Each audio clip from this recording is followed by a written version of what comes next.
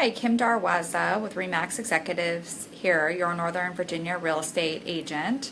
And so today I'm going to talk about one of the top questions I get, which is I want to sell my home. What should I do to it before I put it on the market? Sort of like pre-sale renovations. I also have people who call me and say they want to move in 6 or 7 or 8 years, and could I come over and look at their house and see what they need to do prior to it being sold, because they want to actually enjoy their renovations, which I think is really important and a good thing to do. So I'll go over there, and obviously trends change every decade for sure.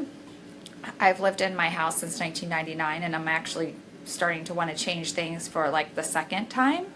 So doing it so you can enjoy it is a good idea. So the first one is flooring. When I moved into my house, it was linoleum in the kitchen, which now people don't really have. So I suggest that people change that to tile or laminate or hardwood. Those are really popular right now. And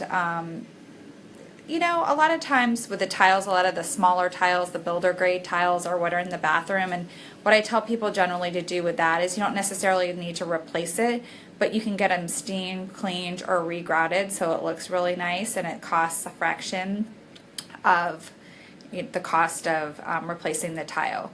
So, and also with bathrooms, I've seen some really crazy stuff lately. People will update all the fixtures, the tile, the toilet, and then there was like a blue bathtub. And the cost of reglazing a bathtub to make it white to match is only like $250. So that's really important. I still see, like in Arlington and Alexandria, in the older neighborhoods, I'll see the pink and the avocado tile and the yellow tile that were popular. And it's really easy it's really not that expensive to replace all that stuff. And also if you have rusted faucets and fixtures in the bathroom, it's easy to replace. And lighting. Lighting is something that's very, very inexpensive to replace. You can go to Home Depot or Lowe's and get some nice light fixtures for less than $100, and it makes a world of difference. The same thing I would say for doorknobs. Changing your doorknobs is low cost and has a really big impact. It just makes everything look cleaner and fresher. And the same thing with the vents. You'll see the floor vents. Like, I remember we had the old school ones from the 80s. They were so ugly. They were so gross. And we just went and changed them, and it made like an amazing difference. So something so inexpensive can make an amazing difference, and really makes your house look more maintained and updated. Same thing with the big white vent covers, like your intake things. They're like, a lot of them are painted over. They just look old and gross. And for $20, you can go to Home Depot and just get a new one, and it makes a world of difference. It just makes it look cleaner, it makes it look more fresh, and it looks like you've maintained your home. Because when things like that, I see them, they'll have dust all over them. It's like they haven't been dusted in years, or like it's like they have spills on them, and it isn't good.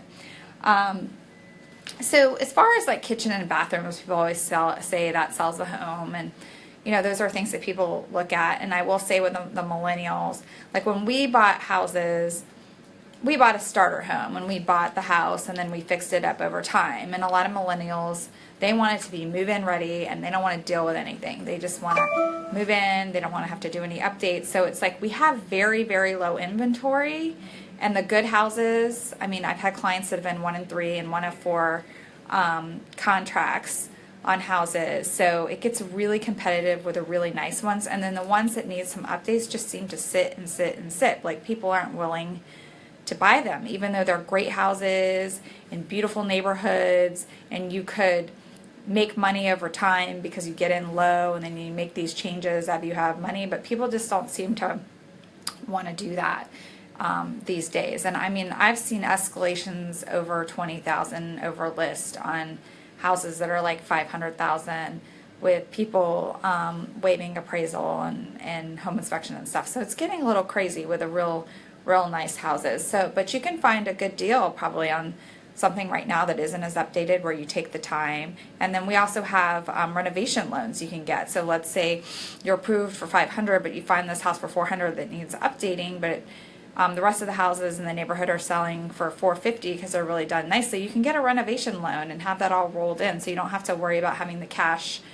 up front to make the renovations. So that's also an option too, which I think a lot of people don't know. So back to kitchen and bathrooms. I mean, you definitely want to use the materials that are used in the neighborhood. There's usually certain neighborhoods, there's certain standards of upgrades, so you kind of want to be consistent with what's in the neighborhood. And you know, when you walk in and you see a house where someone has just cheaply updated their kitchen or bathroom just for sale, it's very obvious, and everyone's thought is, I'm going to have to redo this anyway because it was done poorly or cheaply.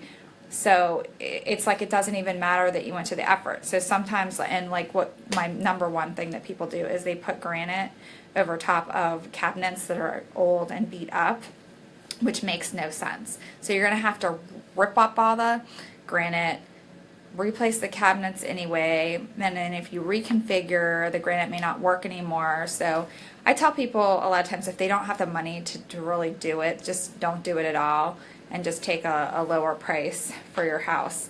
And then another one this person added was add an income suite. That's something I just wouldn't do around here. I mean, maybe if you live in a city, that would make sense. If you lived in downtown Chicago or something like that, that would make sense. This article was written by a home inspector, so that's their take on it. But yeah, an income suite for me isn't that big a deal. But again, the main ones are fixtures and hardware and lighting make a huge difference, and then flooring as well is good, and just even things like reglazing the bathtub, not getting a whole new bathtub, but reglazing it.